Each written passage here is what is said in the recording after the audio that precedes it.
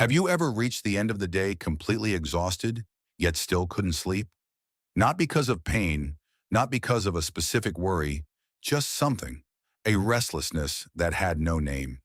You tossed and turned, closed your eyes many times, and your body wouldn't give in, as if something inside you were on guard, without you having decided it. Has that happened to you? It has to many people watching this content, and it is no coincidence that you are here. Jesus knew exactly where that restlessness came from. He knew what produces it. Why does it appear right when you let your guard down? And why isn't prayer alone enough to stop it? He left a single word, an Aramaic word that, when spoken aloud, dissolves exactly that. Not tomorrow, tonight. In this video, you will understand what the Archons are and how they operate when you are most defenseless.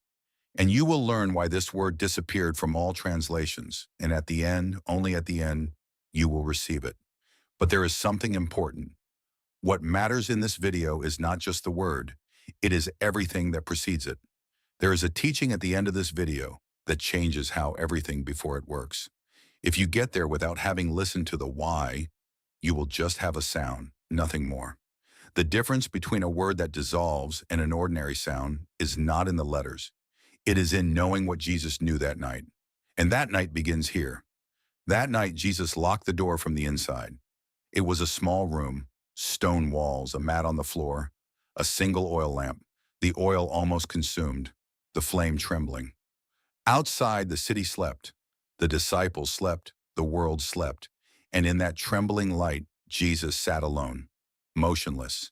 His lips moved, but no sound came out. Or maybe it did, but no one could hear it, because that sound could only be heard by the one who was meant to hear it. It wasn't just that night, when the door closed, when the world fell silent, when everything was left in darkness except for the lamp. He would do it with a single word, in Aramaic, in a whisper. And every time he pronounced that word, something changed in the air of the room. Sometimes the disciples who were nearby felt it. They couldn't describe it, but they felt it. That a weight was lifted, that an invisible pressure withdrew, as if someone had entered the room or as if someone had left. Both things at the same time. You were never taught that word. And the reason is simple. Whoever truly understands this word no longer needs any intermediary, any ritual, any institution, because this word directly dissolves what in the teachings of Jesus are called archons. Those stale voices that pierce your thoughts, those layers of accumulated exhaustion, those whispers that have spent years telling you, you are not enough. In this video, we are going to talk about that word. Why is it so powerful? Because it has been hidden from you for 2,000 years, and how to pronounce it out loud tonight before going to sleep.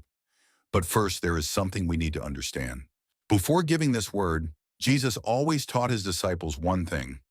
Know what you are open to, because it is not enough to just be open.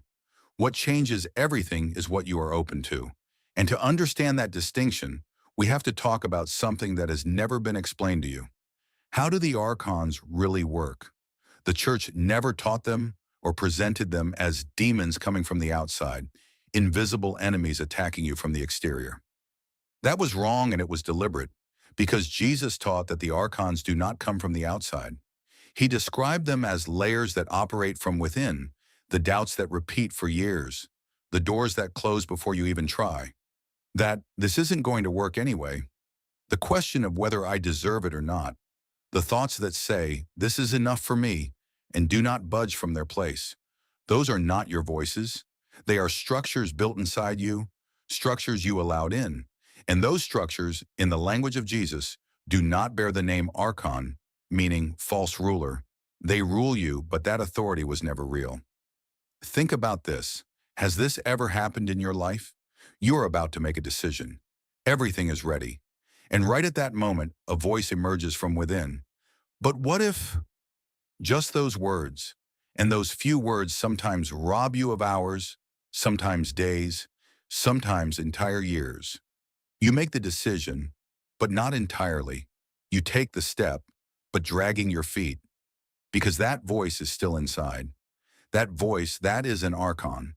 And there is only one way to dissolve that false authority, a single word. They never taught it to you, and you cannot unlearn what was never learned. Only what was already there can be revealed. That is what this word does. A disciple asked Jesus one day, "Master, even when I pray, there is a voice, and a voice that says, 'This is not going to go away.' When I finish praying, it goes quiet, but it comes back as if it didn't want to leave. How can I silence it?" Jesus did not answer immediately. He looked at the ground, a long silence, the crackling of the fire, the voice of the night. Then he looked at the disciple. "Do not try to silence it," he said, "because to silence it you spend strength, and that voice lives by consuming your strength. Do not argue with it. Do not run from it. Do not speak to it in its language. Instead, speak from a place it cannot reach, from a place so deep that this voice does not recognize it, where it has no validity, where it does not even have a name." The disciple waited, a question on his firelit face. "Where is that place?" he asked. Jesus remained silent for a moment. He only said this, "Allah." And there was silence, and a silence so particular that the disciple tried to describe it years later. It wasn't a word he said. It was as if a door opened and something entered through that door. This word, only this word. In Aramaic, Allah was translated into English as God, but that translation belittled the word. When you say God, what do you see? Someone up there, someone separate from you, maybe someone watching you, maybe someone judging you, an authority, a judge, and a prayer uttered with that sense of separation is already divided from the beginning, because you imagine the one you are addressing far above, and the voice that speaks into the distance cannot return. Allah is none of that. The Aramaic root of Allah, means to breathe, to expand, to encompass everything. In this word, there is no separation, there is no hierarchy, and there is no, do I deserve it or not? Allah names the source that created everything and that dwells within everything, not far away, not outside, not next to you, but from within you. And from that source, you are not separated either. That is why the Archons cannot withstand this word. The power of the Archons comes from one single thing, from your belief that you are insufficient, that you are separated, that you are disconnected. That belief is the ground, and the Archons stand on that ground. If the ground gives way, they fall. When you say Allah, when you truly say it, not just as a sound, but from within, that ground changes. The feeling of I am not separated from this source enters. And within that feeling, there is nothing for an Archon to cling to, because all the Archon's power depends on your separation. When the separation disappears, the power also disappears. Straighten your back a little right now, just a little. Feel when the body changes, what changes inside. Notice that small change. Jesus taught this to his disciples. If the body changes, what is inside also changes.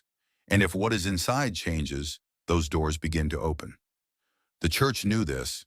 In the early 2nd century, in some communities, there was a whisper of Allah in the morning prayers before sleeping, in moments of silence. That whisper was something incredibly personal. It wasn't taught because there was no need to teach it. It was felt.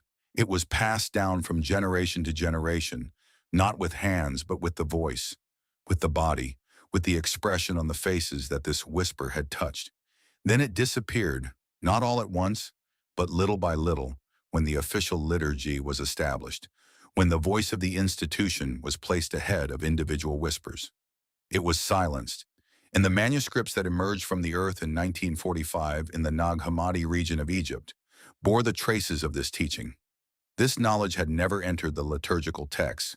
It couldn't enter, because if a person could reach Allah from within themselves, why would they go to the institution?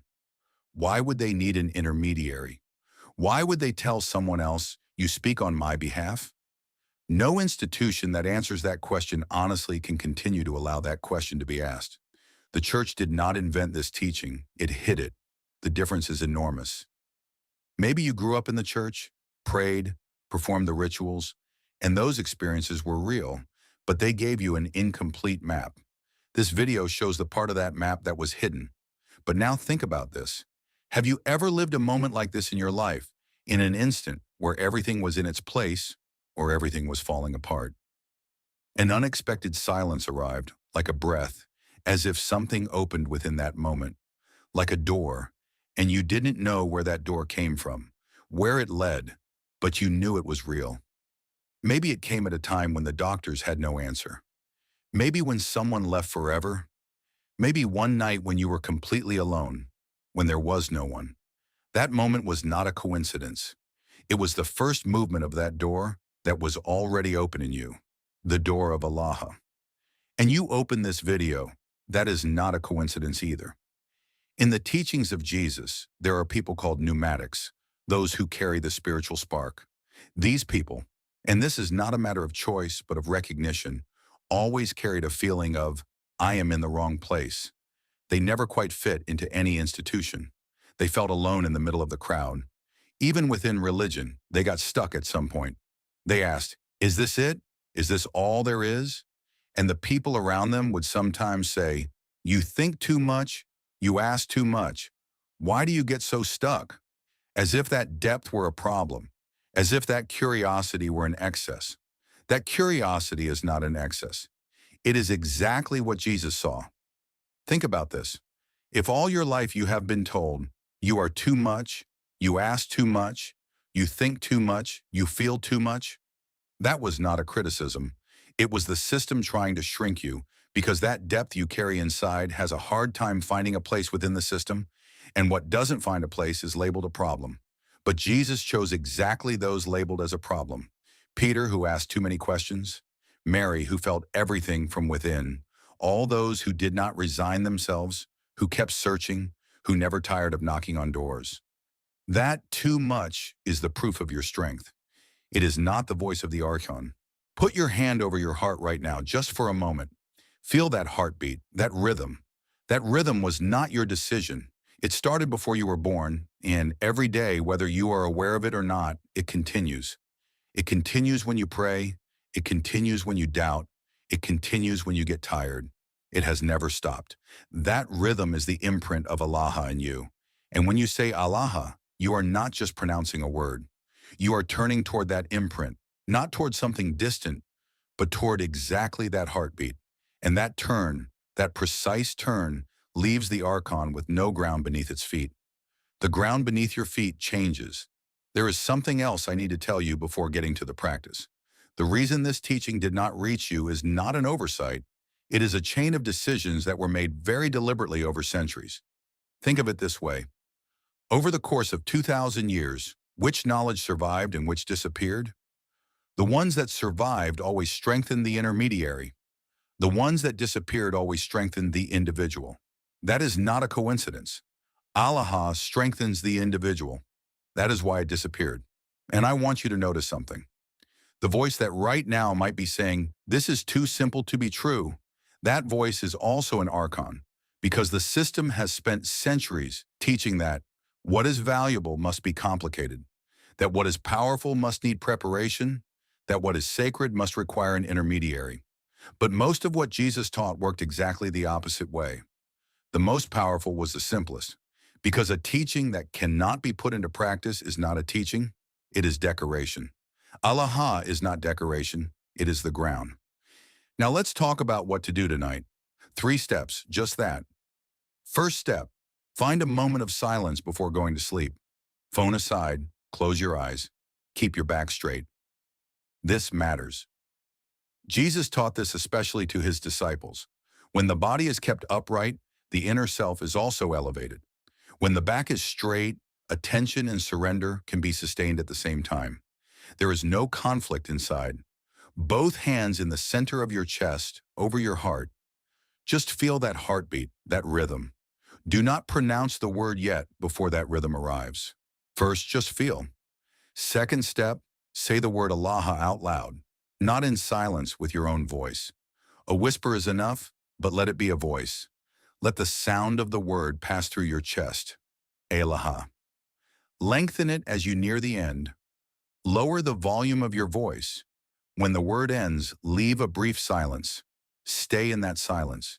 Because Jesus taught his disciples that this first space left after the word comes out, that is the moment the process begins. And in that space, observe what you feel inside. Is there weight? Is there emptiness? Something loosening? Look at it all.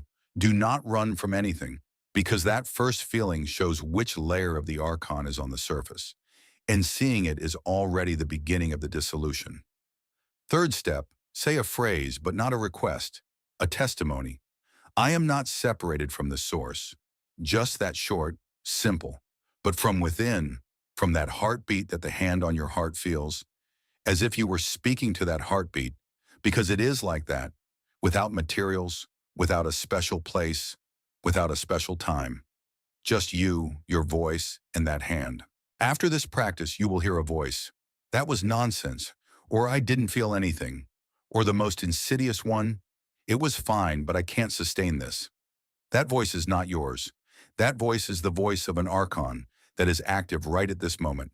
And notice this, that voice doesn't come before the practice begins. Then it says, don't do it. It comes after the practice ends. Then it says, it was useless. Because on both sides, it tries to keep you away from that place. Do not argue with it. Do not negotiate with it. Just observe it. Say, this voice exists, and put your hand back over your heart. Say Allah again. Give testimony again. Science cannot fully explain this voice, but it registers something given the same stimulus, in the same environment, under the same conditions. In some people, a permanent change occurs. In others, it does not. The difference is not on the outside. It is in the inner ground. Doctors dismiss it by calling it the faith factor or placebo, but not even the placebo can be fully measured because behind it there is a ground, there is a belief, there is a connection, there is an inner voice. Jesus knew this 2,000 years ago, and Allah was given exactly to change that ground.